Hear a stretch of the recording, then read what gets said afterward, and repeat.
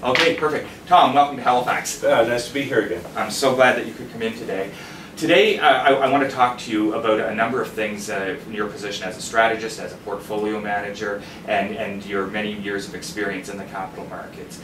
And I think that a lot of people will get value from your insight in these areas. So maybe you could start by walk me through the process that you use in making investment decisions. You know, not only at the stock level, but maybe start with sort of what's the macro environment you look at. What are some of the variables there, and then take us through the process sort of from 30,000 feet down to where you pull the trigger on this is what we're going to buy. Great. Well, I work with a multi-asset team.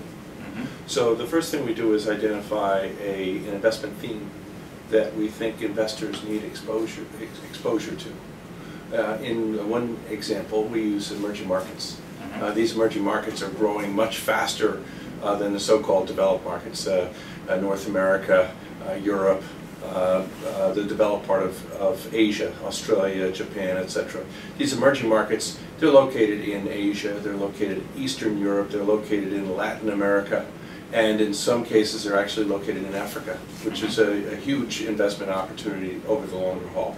And the question is how can we design a portfolio that allows investors to capture the long-term opportunity without as much risk, without as much volatility as there might be associated with some of these faster growing areas. So give me some specific examples of managing risk. What do you look at in managing risk in your portfolios? So talk to me about that process in particular. Well, I think the biggest opportunity for managing risk is recognizing the balance between an equity investment and a fixed income investment, in particular an investment in bonds.